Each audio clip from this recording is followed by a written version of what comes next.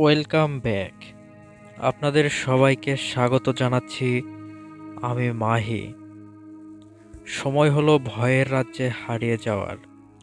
আমি বেশি কথা বলবো না, কারণ অনেকেই এখন বেশি কথা বলা পছন্দ করেন না। আমি তো আজকাল কথা বলতেও ভয় পাই। আমাদের আজকের যে ঘটনা, সেটি শুরু করার আগে শুধু এতটুকু বলতে চাই। বিপদ যখন আসে, তখন মানুষে মানুষে ভেদাভেদ ভুলে একে অপরের পাশে দাঁড়ানোই মনুষ্যত্ব। আমরা এমন এক সুন্দর সমাজ চাই, যেখানে মায়া মমতা চিরকাল অটুট থাকবে। আপনারা যারা আমাদের এই চ্যানেলে নিয়মিত গল্প শোনেন, তাদের প্রতি অনুরোধ রইল আমাদের সাপোর্ট করবেন, যাতে আমরা আপনাদের সাথে আরও অনেকটা পথ পাড়ি দিতে পারি। শুরু করছি আজকের মূল ঘটনা। ঘটনাটি পাঠিয়েছেন একজন শ্রোতা। তিনি তার জীবনের এক বিভীষিকাময় অভিজ্ঞতার কথা আমাদের জানিয়েছেন। তিনি লিখেছেন, আমার বিয়ে হয় 2016 সালের 28শে ডিসেম্বর। আমাদের বিয়েটা ছিল প্রেমের বিয়ে। একে অপরকে ভালোবেসে পরিবারের সম্মতিতেই আমরা ঘর বেঁধেছিলাম। আমার বাবার বাড়ির একদম কাছেই আমার শ্বশুর বাড়ি, মাত্র এক বাড়ি পরেই। বিয়ের সময় আমার শাশুড়ি বিদেশে ছিলেন। বাড়িতে ছিলাম আমি, আমার হাজবেন্ড, শ্বশুর আর দেবুর নামের ছোট ভাই। আমার একটা ননদ আছে, যার বিয়ে হয়ে গেছে অনেক আগেই। আমার হাজবেন্ড ছিল খুব শান্ত ও ধৈর্যশীল একজন মানুষ। আমাদের জীবনটা বেশ আনন্দেই কাটছিল। আমার মা মারা গেছেন 2008 সালে। খুব ছোটবেলায় মাকে হারানোয় আমি মায়ের স্নেহ মমতা সেভাবে পাইনি। তাই শাশুড়ি যখন বিদেশ থেকে বাড়িতে ফিরলেন, আমি তাকে নিজের মায়ের আসনেই বসিয়েছিলাম। ভেবেছিলাম এবার হয়তো মায়ের অভাব পূরণ হবে, কিন্তু কে জানতো সেই মমতার মুখোশের আড়ালে আমার জন্য অপেক্ষা করছে সীমাহীন ঘৃণা আর নিষ্ঠুরতা। শাশুড়ি আসার পর প্রথম 15-20 দিন সবকিছু ঠিকঠাক ছিল, কিন্তু তারপর থেকেই কেন যেন পরিস্থিতি বদলাতে শুরু করলো। আমি লক্ষ্য করলাম আমার হাজবেন্ড গোপনে শাশুড়ির আগের পক্ষের ছেলের বউয়ের সাথে যোগাযোগ করছে। আমার সামনে বসেই শাশুড়ি তার সাথে ফোনে কথা বলতেন। আমি এসব দেখেও না দেখার ভান করতাম, কোনো প্রতিবাদ করিনি। কিন্তু আমার জীবনের কালো অধ্যায় শুরু হলো 2018 সাল থেকে। শাশুড়ি প্রায়ই আমাকে বলতেন যেন আমি বাবার বাড়ি থেকে 4-5 দিন ঘুরে আসি। যেহেতু বাবার বাড়ি কাছেই, আমি যেতাম। কিন্তু একদিন ফিরে এসে দেখলাম ঘরের পরিবেশ অন্যরকম। মাঝে মধ্যে আমার আর হাজবেন্ডের মধ্যে টুকটাক ঝগড়া হতো, যা স্বামী স্ত্রীর মধ্যে স্বাভাবিক। কিন্তু লক্ষ্য করলাম শাশুড়ি আসার পর সেই ঝগড়াগুলো আরো প্রকট হতে শুরু করেছে। আমার হাজবেন্ড, যে কিনা আমাকে এক মুহূর্ত না দেখে থাকতে পারতো না, সে আস্তে আস্তে কেমন জানি পাল্টে যেতে লাগলো। তার আচরণে রুক্ষতা চলে এলো। অথচ রাতে আমরা যখন একান্তে থাকতাম, সব রাগ অভিমান ভুলে যেতাম। কিন্তু দিনের আলো ফুটলেই আবার সেই তিক্ততা। আমার শাশুড়ি মুখে খুব ভালো মানুষ সাজতেন, কিন্তু তলে তলে তিনি যে আমার ক্ষতি করার নীল নকশা তৈরি করছেন, তা আমি ঘুণাক্ষরেও বুঝতে পারিনি। 2018 সালের মাঝামাঝি সময়ে আমি লক্ষ্য করলাম আমার শরীরটা মাঝে মধ্যেই খুব খারাপ লাগে। অকারণে বুক ধড়ফড় করা, মাথায় প্রচণ্ড যন্ত্রণা হওয়া এবং মাঝরাতে অদ্ভুত সব স্বপ্ন দেখে জেগে ওঠা আমার নিত্যদিনের সঙ্গী হয়ে দাঁড়ালো। আমি কাউকে কিছু বলতে পারতাম না। শ্বশুরবাড়ির মানুষজন আমাকে এড়িয়ে চলতে শুরু করলো। সবচেয়ে আশ্চর্যের বিষয় ছিল, আমার হাজবেন্ড যে আমাকে একসময় পাগলের মতো ভালোবাসতো, সে এখন আমার দিকে ফিরেও তাকায় না। তার চোখে আমি যেন এক অপরিচিতা কিংবা কোনো ঘৃণ্য বস্তু। একদিন আমি সাহস করে তাকে জিজ্ঞেস করলাম, তোমার কি হয়েছে? তুমি কেন এমন করছো? সে কোনো উত্তর না দিয়ে শুধু অগ্নিদৃষ্টিতে আমার দিকে তাকালো। সেই চোখে আমি কোনো ভালোবাসা দেখলাম না, দেখলাম এক গভীর অন্ধকার যা আমাকে গিলে খেতে চাইছে। আমার মনে হতে লাগলো এই বাড়ির দেয়ালে দেয়ালে যেন অশুভ কোনো শক্তি মিশে আছে। আমার হাজবেন্ডের এই আকস্মিক পরিবর্তন আমাকে মানসিকভাবে ভেঙে চুরমার করে দিচ্ছিল। যে মানুষটা আমাকে ছাড়া কিছুই বুঝতো না, সে এখন আমার ছায়া পর্যন্ত সহ্য করতে পারে না। একদিন বিকেলে আমি ঘরের ভেতর কাজ করছিলাম। হঠাৎ দেখি আমার শাশুড়ি তার ঘরের দরজা কিছুটা ফাঁক করে কারোর সাথে খুব নিচু স্বরে কথা বলছেন।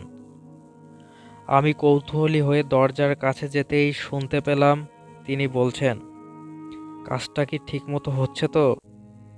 আমার ছেলে যেন আর ওর মুখ না দেখতে পারে। আমি চমকে উঠলাম। কার কথা বলছেন তিনি? তবে কি আমার ওই কথা? কিন্তু কেন? আমি তো তাকে মায়ের মতো শ্রদ্ধা করি। সেই রাতেই ঘটল এক অদ্ভুত ঘটনা। আমি তখন আধো ঘুমে। হঠাৎ মনে হলো আমার খাটের নিচে কেউ একজন নড়াচড়া করছে। আমি ভয়ে চোখ বন্ধ করে থাকলাম। কিছুক্ষণ পর অনুভব করলাম ঘরের ভেতর একটা ভ্যাপসা পচা গন্ধ ছড়িয়ে পড়েছে। আমি সাহস করে টর্চ জ্বালাতেই দেখলাম একটা কালো বিড়াল আমার ঘরের কোণায় বসে আমার দিকে এক দৃষ্টে তাকিয়ে আছে। ওর চোখগুলো আগুনের মতো জ্বলজ্বল করছিল। আমি চিৎকার দিতেই বিড়ালটা জানালা দিয়ে লাফিয়ে বেরিয়ে গেল। আমার চিৎকারে হাজবেন্ড উঠে বসলো ঠিকই, কিন্তু সে আমাকে সান্ত্বনা দেওয়ার বদলে উল্টো ধমক দিয়ে বলল, সারাক্ষণ তোমার নাটক আর ভালো লাগে না, ঘুমাতে দাও তো। তার এই আচরণে আমি বাকরুদ্ধ হয়ে গেলাম। পরদিন সকালে আমি যখন ঘর পরিষ্কার করছিলাম, তখন আমার খাটের জাজিমের নিচে একটা ছোট পুঁটলি খুঁজে পেলাম। লাল কাপড়ে মোড়ানো সেই পুঁটলিটা খুলতে আমার হাত পা ঠান্ডা হয়ে গেল। তার ভেতরে ছিল কয়েকটা নখ, চুল আর ছোট একটা কাগজের টুকরো, যাতে অদ্ভুত কিছু নকশা করা আর আমার নাম লেখা। আমি বুঝতে পারলাম আমার ওপর কালো জাদু বা কুফুরি করা হচ্ছে। কিন্তু কে করবে এসব? উত্তরটা আমার চোখের সামনেই ছিল, কিন্তু বিশ্বাস করতে কষ্ট হচ্ছিল। শাশুড়ির আচার আচরণ দিন দিন আরো রহস্যময় হয়ে উঠতে লাগলো। তিনি প্রায় মাঝরাতে বাড়ির পেছনের আমবাগানে গিয়ে বসে থাকতেন। একদিন আমি চুপি চুপি তার পিছু নিলাম। দেখলাম তিনি একটা মাটির হাঁড়ি সামনে নিয়ে বিড়বিড় করে কি যেন পড়ছেন। হঠাৎ তিনি একটা ধারালো ছুরি দিয়ে নিজের হাতের আঙুল চিরে কয়েক ফোঁটা রক্ত সেই হাঁড়ির ভেতর ফেললেন। ভয়ে আমার বুক ফেটে যাচ্ছিল। আমি আর সেখানে দাঁড়িয়ে থাকতে পারলাম না, দৌড়ে ঘরে চলে এলাম। এরপর থেকে আমার শারীরিক অবস্থা আরো খারাপ হতে থাকলো। সারাদিন আমার মনে হতো আমার পেছনে কেউ দাঁড়িয়ে আছে। আয়নার দিকে তাকালে নিজের চেহারার বদলে অন্য কারো বীভৎস মুখ দেখতে পেতাম। একদিন সকালে ঘুম থেকে উঠে দেখি আমার সারা শরীরে কালছিটে দাগ পড়ে আছে, যেন কেউ আমাকে সারা রাত ধরে মারধর করেছে। অথচ আমি কিছুই টের পাইনি। হাজবেন্ডকে যখন দাগগুলো দেখালাম, সে নির্বিকার ভঙ্গিতে বলল, হয়তো কোথাও ধাক্কা লেগেছে, এত ঘ্যান ঘ্যান করো না। আমার বাবার বাড়ির লোকজন যখন আমার এই দশা দেখল, তারা আমাকে নিয়ে চিন্তিত হয়ে পড়ল। আমার বাবা বললেন, মা তুই কয়েকটা দিন আমাদের কাছে চলে আয়। কিন্তু শাশুড়ি জেদ ধরলেন যে আমাকে যেতে দেবেন না। তিনি কান্নাকাটি শুরু করলেন যে আমি চলে গেলে সংসার ভেঙে যাবে। তার অভিনয়ের কাছে আমার বাবার সরলতা হেরে গেল। আমি সেই নরকেই রয়ে গেলাম। এর কিছুদিন পর আমার শাশুড়ি আমাকে বললেন, বৌমা, তোমার তো শরীর ভালো যাচ্ছে না, চলো তোমাকে একজন বড় হুজুরের কাছে নিয়ে যাই। আমি ভাবলাম হয়তো এবার মুক্তি পাবো, কিন্তু আমি জানতাম না যে তিনি আমাকে সুস্থ করতে নয়, বরং চিরতরে শেষ করে দেওয়ার জন্য এক ভয়ঙ্কর তান্ত্রিকের কাছে নিয়ে যাচ্ছেন। সেই তান্ত্রিকের ডেরায় যাওয়ার পর যা দেখলাম তা বর্ণনা করার ভাষা আমার নেই। চারপাশে মানুষের হাড়গোড় আর কঙ্কাল ছড়িয়েছিল। তান্ত্রিক আমাকে দেখে অট্টহাসি দিয়ে বলল, এই তো সেই কাবিননামা, যা দিয়ে তোমার জীবন আমি নরক বানিয়ে দেব। আমি কিছুই বুঝতে পারছিলাম না, শুধু দেখছিলাম আমার শাশুড়ির মুখে এক পৈশাচিক হাসি। তান্ত্রিকের সেই অন্ধকার আস্তানায় বসে আমি বুঝতে পারলাম আমার শাশুড়ি আসলে আমাকে সুস্থ করতে নয়, বরং আমাকে তিলে তিলে মেরে ফেলার আয়োজন সম্পূর্ণ করতে সেখানে নিয়ে গেছেন। তান্ত্রিক তার সামনে রাখা আগুনের কুণ্ডে কিছু একটা ছুঁড়ে মারতেই দাউ দাউ করে আগুন জ্বলে উঠল। সে কর্কশ গলায় বলল, এর রক্ত আর এর নাম দুটোকেই আমি বেঁধে ফেলেছি। এখন শুধু শেষ কাবিননামা সম্পন্ন হওয়ার অপেক্ষা। আমি ভয়ে চিৎকার করতে চাইলাম, কিন্তু আমার গলা দিয়ে কোনো স্বর বের হলো না। মনে হচ্ছিল কোনো অদৃশ্য শক্তি আমার কণ্ঠনালী চেপে ধরেছে। আমার শাশুড়ি তখন সেই তান্ত্রিকের হাতে মোটা অঙ্কের টাকা তুলে দিয়ে বলছিলেন, আমার ছেলের জীবন থেকে ওকে চিরতরে সরিয়ে দাও। সেই রাত থেকে আমার জীবনে নরক নেমে এলো। আমি ঘরে একা থাকলেই মনে হতো সিলিং থেকে কেউ ঝুলে আছে। আমার রান্না করা খাবারে হঠাৎ করেই রক্ত বা পোকা দেখা যেত। আমার হাজবেন্ড এখন পুরোপুরি আমার শাশুড়ির হাতের পুতুল। সে আমাকে দেখলেই গালিগালাজ শুরু করে, মাঝে মধ্যে গায়ে হাতও তোলে।